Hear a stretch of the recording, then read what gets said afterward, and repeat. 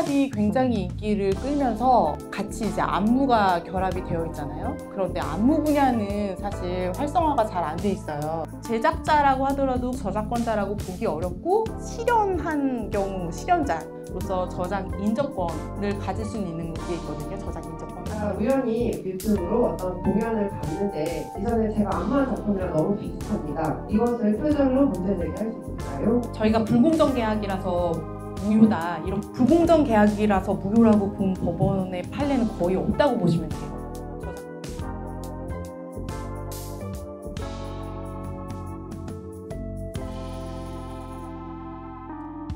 한국예술종합학교 무용은 1호과 한석진이라고 합니다. 오늘 행사는 한국예술종합학교 융합예술센터 AC랩에서 주최하는 2024년 커넥티드 위크의 첫 번째 세션입니다. 안무 저작권 문제는 사실 무용계에서 늘 존재해 왔는데 무대 외에 다양한 매체를 통해서 춤을 유통하는 게 유통이 이루어지다 보니까 이 저작권에 대한 관심이 더 많아지는 시기인 것 같습니다. 사실 안무 저작권에 대한 이해 부족은 결국에 본인 창작물에 대해 보호를 받지 못하고 그리고 타인의 저작권의 사용에 대해 저작물의 사용에 대한 윤리 인식 부족으로 이어질 수 있다고 생각이 드는데요.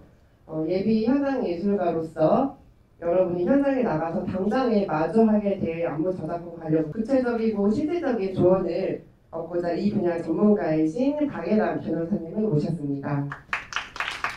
네, 안녕하세요. 저는 한국저작권위원회의 박예람 변호사입니다. 반갑습니다. 지금 아시는 것처럼 K-팝이 굉장히 인기를 끌면서 같이 이제 안무가 결합이 되어 있잖아요. 그런데 안무 분야는 사실 활성화가 잘 안 돼 있어요. 음악 저작물은 아시는 것처럼 한국음악저작권협회 이런 신탁단체가 음악을 이제 이용하게 하면 그걸 이용을 대신해서 허락을 해주고 분배도 해주고 이런 것들이 잘 돼 있는데 안무는 그렇지가 못하고 또 등록도 굉장히 적어요. 네, 이게 저희 위원회가 저작물을 등록할 수 있는 기관이에요. 그래서 위원회에서 저작물을 이제 등록할 수 있는 기관인데 음악 저작물들은 이렇게 몇천 건씩 등록이 돼요, 한 해에.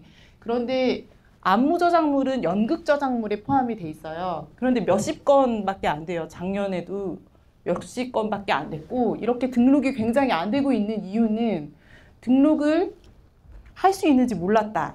이런 답변이 되게 많았어요. 또 등록이 절차하는 것에 대해서 굉장히 좀 정보가 부족하다, 어떻게 하는지 모르겠다 이런 답변도 많았어요.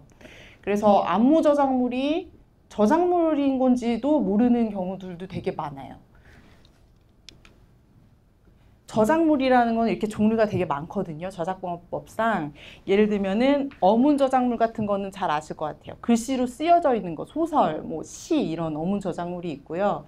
영상 저작물, 미술 저작물 이렇게 많고 그 중에 연극 및 무용, 무언극, 그 밖의 연극 저작물이라고 해서 연극 저작물의 하나에 무용이 들어가 있잖아요. 그래서 안무도 저작물에 해당합니다. 저작물에 해당하면은 저작권법상 이제 보호가 되게 되는 거예요. 안무에서 가장 이제 중요한 이슈는 저작물에 해당하는 안무냐 이거 하나랑 내 저작권을 침해한 거 어떻게 판단하지? 이런 문제, 그런 문제일 것 같거든요. 먼저 그 저작물이 뭔지에 대해서 그래서 기본적인 개념을 조금 알고 가시면 좋을 것 같아요. 저작물은 저작권법상 인간의 사상과 감정을 표현한 창작물이라고 하고 있어요. 되게 유명한 사건인데 원숭이를 사진작가가 촬영을 하고 있다가 원숭이가 그 카메라를 낚아채서 자기 셀카를 막 찍었는데 너무 이제 재밌는 사진들이 많이 나온 거예요. 근데 이 저작권이 누구에게 있냐 가지고 다툼이 벌어졌어요. 국저작권청에서 어떻게 판단을 했냐면 원숭이는 인간의 사상과 감정을 표현하지 못한다. 그래서 저작권이 없다. 이렇게 봤고요. 사진작가 네가 찍은 게 아니잖아. 그래서 저작권이 없다. 그래서 저작권이 아무에게도 없는 것으로 공공에게 이렇게 풀려 있습니다. 그리고 짧은 글, 짧은 문장 이런 거 저작권이 있을까? 저작권이 있을까요? 짧은 단어, 문장. 저작권이 있다고 하면은 제가 말을 하면서 누구의 저작권을 계속 침해하고 있을 수가 있겠죠. 그래서 짧은 단어나 제목이나 문장 이런 건 저작권이 인정되지 않으니까 저작물성이 없다고 보고 있어요. 이 안무도 마찬가지예요. 개별 동작에 다 저작권을 인정해버리면 일반적인 행동의 자유를 너무 침해하게 될 거 아니에요. 아무도 원칙적으로는 짧은 그런 개별적인 몸짓이나 동작들에는 저작권을 인정하지 않는다고 보는 게 이제 다 그렇게 보고 있어요. 그런데 이것들의 저작권을 인정한 사례들도 있습니다. 이 짧은 몸짓들이 어떻게 하면 저작권이 인정되는 저작물로 보는지 굉장히 유명한 판례가 있어요. 걸그룹 시크릿 샤이보이라는 안무에 대한 판례가 굉장히 유명한데요. 시크릿의 이제 히트곡 샤이보이라는 춤이 이제 되게 그때 인기를 끌고 있으니까 교습학원에서 이걸 이제 그대로 쳐가지고 그걸 이제 촬영을 해서 홍보용으로 이제 쓴 거예요.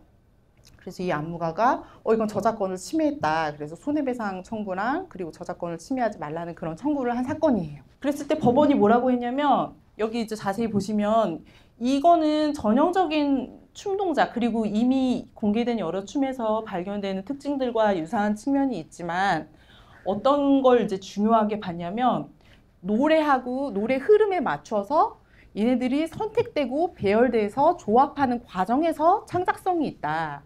그래서 약간 편집 저작물처럼 본 거예요. 저작물 중에 편집 저작물이라는 게 있거든요. 어떤 하나하나는 저작물성이 없어도 이걸 구성하고 배열하고 배치하는 과정에서 창작적인 기여가 있으면 그건 저작권으로 인정하는 그런 식으로 이제 판시가 되고 이후에도 대부분 그래서 극적 요소가 있고 조금 길게 가져갔을 때는 저작물로 보호되는 경우들이 좀 많습니다. 저작권법은 문화체육관광부가 이제 소관하는 부처인데 저작권이랑 다른 산업재산권이랑 가장 큰 차이가 다른 산업재산권은 등록이나 출원 이런 게 꼭 필요해요. 그래야 발생하거든요. 근데 저작권은 무방식주의라고 해서 등록하지 않아도 창작한 시점부터 발생합니다. 그런데 등록을 왜 하느냐? 등록 안 해도 돼요. 그래서 등록 안 했으니까 내 거 보호 안 되나 보다 이렇게 생각하실 필요 전혀 없어요. 등록을 하면은 일정한 효력들이 있어요. 예를 들면은 입증이 좀 편한 거죠. 저작권 말고 저작 인접권이라는 게 또 있습니다. 저작권에 인접해 있는 권리라고 하는 저작 인접권은 뭐냐면요. 내가 무용을 하는데 창작을 직접 하면서 무용하는 사람도 있을 거고 그냥 짜여진 것을 무용수로서 무용한 사람도 있겠죠.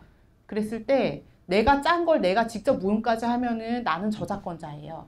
그런데 내가 창작은 안 하고 그냥 그걸 연기만 했어요. 그런 건 저작권자가 아니고 저작 인접권자라고 하거든요. 저작 인접권으로서 보호가 됩니다. 예를 들면 노래 음악으로 따지면은 음악의 저작권자는 누구냐면 작사가, 작곡가, 편곡가 이렇게가 저작권자고요. 노래한 사람, 가수. 가수는 저작권자가 아니고 인접권자예요. 그리고 여기서 연주한 사람들이 있겠죠. 그런 사람들도 실현자가 인접권자예요. 저작권자가 아니에요. 이건 인간의 창작을 보호하기 때문에 인격권이라는 걸 보호해요. 그래서 저작 인격권이라는 게 있어요. 저작 인격권이랑 저작 재산권 이렇게 두 가지로 나뉘는데 인격적인 권리로 제일 생각을 해보시면은 내가 원하는 대로 표시해줘야 되는 권리예요. 내가 표시하지 말았으면 좋겠는데 표시해도 그건 저작 인격권 침해거든요. 그래서 성명 표시권이라는 게 있고요. 동일성 유지권이라는 게 있어요. 내가 만든 작품이 다른 사람이 막 마음대로 변형하면 안 되겠죠. 그래서 동일성 유지권이라는 게 있고 공표권이라고 해서 내가 만들어 놓고 공표하고 싶지 않고 아직 시점을 보고 있는데 다른 사람이 공표하면 안 되겠죠.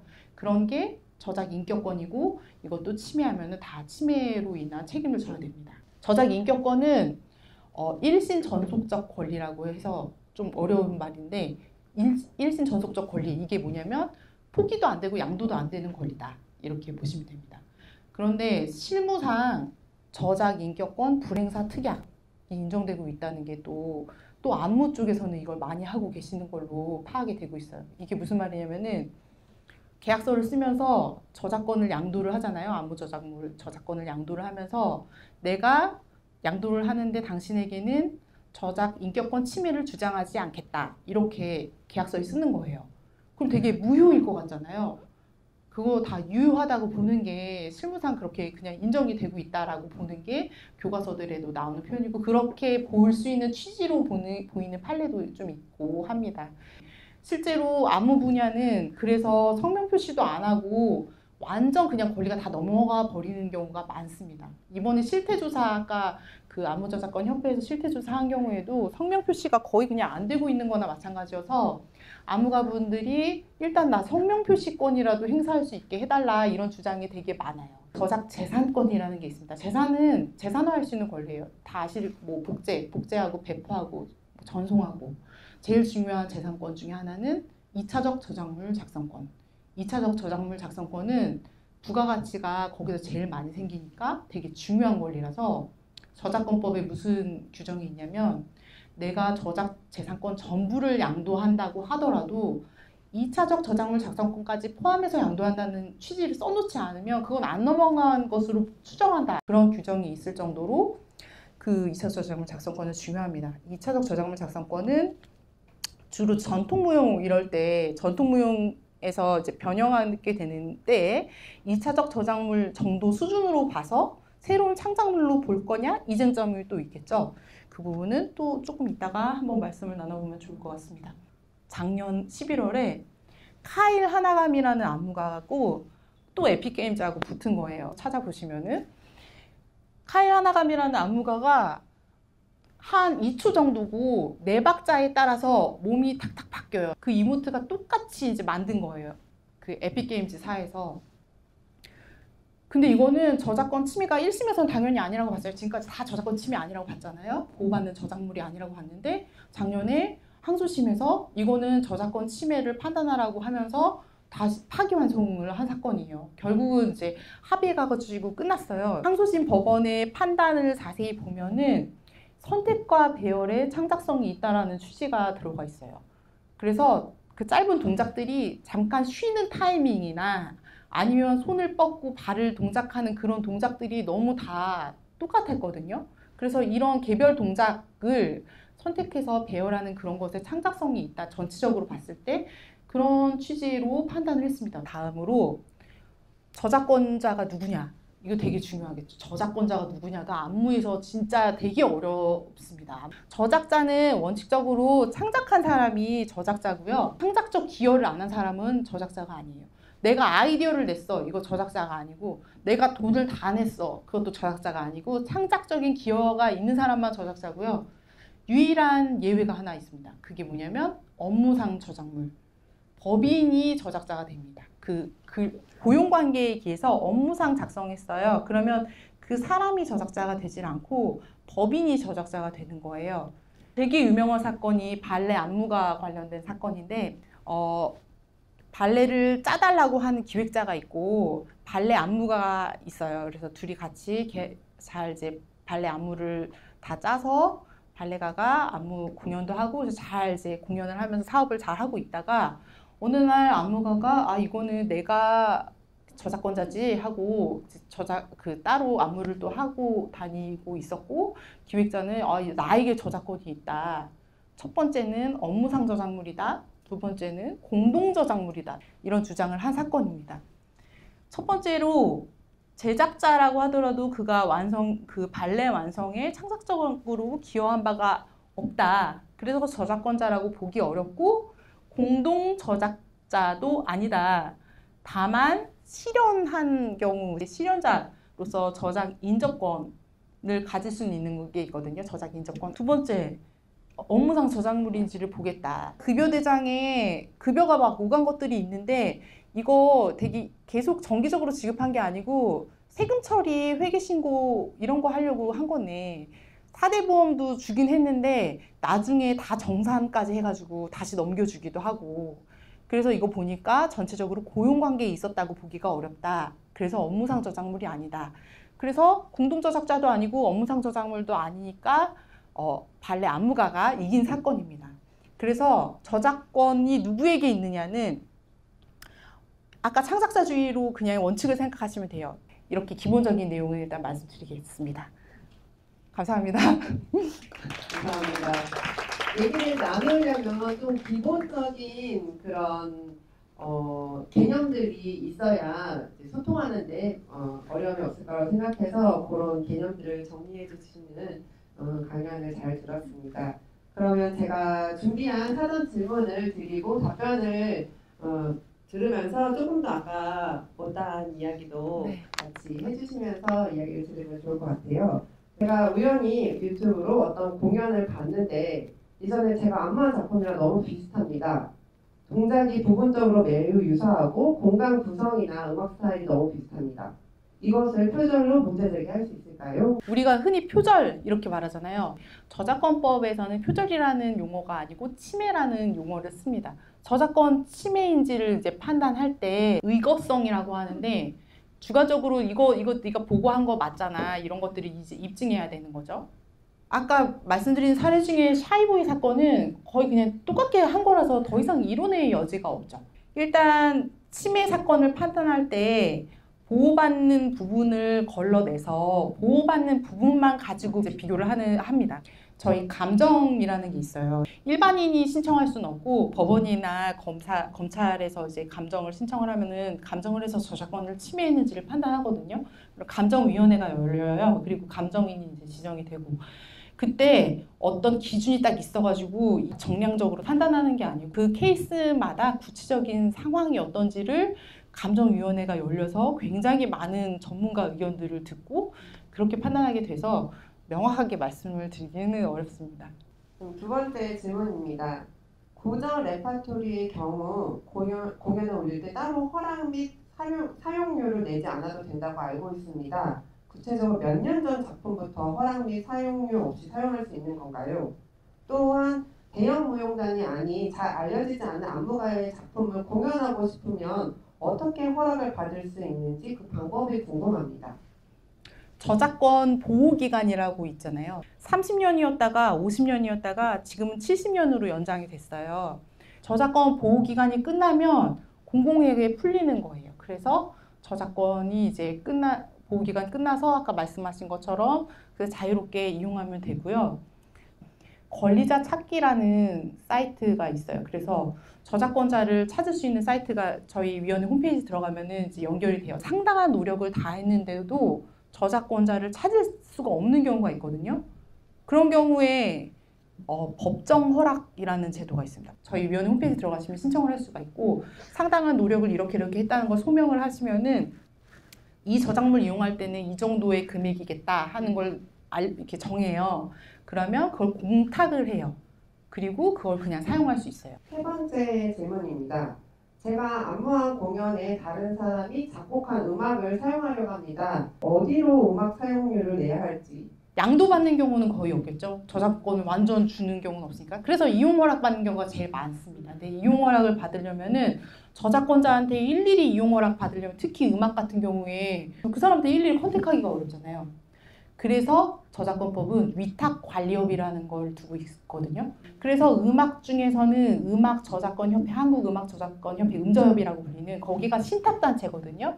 거기 회원이 제일 많아요. 그럼 음저협한테 이용 허락을 받아야 되는데 아까 말씀드린 것처럼 인접권자들이 또 있댔잖아요. 인접권까지 허락받으려면 어려우니까 저희 위원회 홈페이지에 저작권 비즈니스 지원센터에 들어가시면은 플랫폼이거든요. 거기가 어떤 저작물을 이용하겠다고 이렇게 쓰면은 다 거기가 연결이 돼서 이용허락 계약을 이렇게 대신 좀 해줄 수 있는 그런 좀 편하게 될 수 있는 것도 있으니까 그런 것도 활용하시면 좋고 그래서 원칙적으로는 저작권자 직접 찾아가지고 허락받고 인접권자한테도 허락받아야 되고 그 신탁단체나 대리중개업체가 있는지도 다 찾아가지고 그렇게 받으시면 됩니다. 그런데 아까 학교 공연이나 콘크에서 네. 사용하는 거 저작재산권 제한 규정이라는 것에 그 공연 같은 거 할 때 저작재산권 침해가 아닌 것으로 보는 것 규정이 있어요. 근데 그게 어떠한 명목으로도 대가를 받지 않는 경우 뭐 이렇게 좀 써 있긴 해요. 저작재산권 제한 규정의 제일 일반 규정이 공정이용이라는 조항이거든요.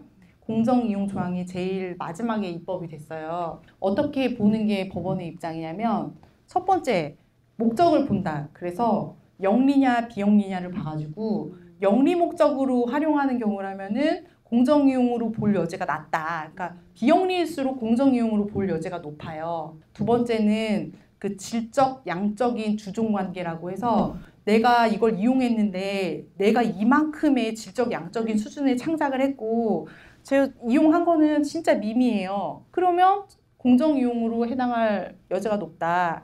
그리고 시장에 미치는 영향, 잠재적이고 현재 시장에 미치는 영향이 굉장히 커서 대체해버릴 정도가 되면 이거는 공정 이용에 해당하기 어렵겠죠. 다음 질문입니다. 국공립 또는 민간단체로부터 의뢰를 받아서 안무를 하게 되었습니다. 그 안무작을 다른 단체에서 제가 재공연을 하고 싶은데요. 이런 경우 작품에 대한 저작권이 저한테 있는 것이 맞을까요? 일단 저작권은 창작한 사람한테 있는 거예요. 그래서 창작자한테 있는 걸 그냥 확정을 하시면 돼요, 일단.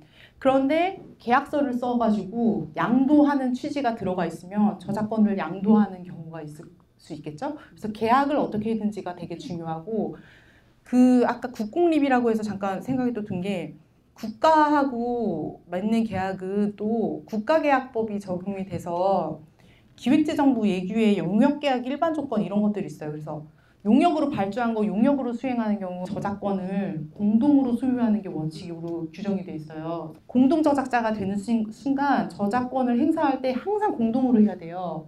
그런데 그 용역계약 일반 조건은 공동으로 행사하지 않고 각각 사용 수익하고 각각 사용 수익한 거 각각 그냥 가질 수 있는 그런 게 또 있어서 그 용역계약 일반 조건에 따르면 또 달라질 수 있습니다. 최근에 창작 과정에서 안무가는 컨셉, 연출을 담당하고 무용수가 움직임 창작을 하는 경우가 많습니다.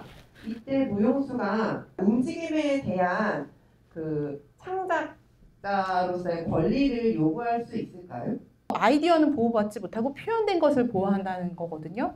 그래서 기획한 분이 아이디어로 그냥 이런 아이디어 저런 아이디어를 내고 실제로 안무를 짠 것에 창작적 기여는 안무가가 했으면 안무가에게 저작권이 있는데, 그 무용수라고 하신 분이 짜진 거를 그냥 몸으로 실현만 했다. 그러면 그분은 창작자도 아니고 그냥 실현자로서 저작 인정권의 보호를 받는 것이라고 보시면 될 것 같아요. 이번에는 이제 무대 공연 말고 영상에 대한 얘기를 좀 하려고 해요. 이 공연에 대한 어떤 그 아카이브로 남은 그 영상물에 대한 계약을 저희가 따로 안 하다 보니까 이 영상물을 누가 사용할 수 있는지, 누구에게 권한이 있는지 이게 되게 애매하더라고요. 그래서 그 부분을 좀 질문을 드리겠습니다. 이것도 원칙적으로는 계약으로 처리를 하셔야 제일 깔끔해요. 그 문체부 표준계약서 중에 공연예술 분야 표준계약서라는 게 있거든요. 이게 뭐냐면 공연을 기획하는 사람이 공연을 이제 창작하라고 의뢰를 했을 때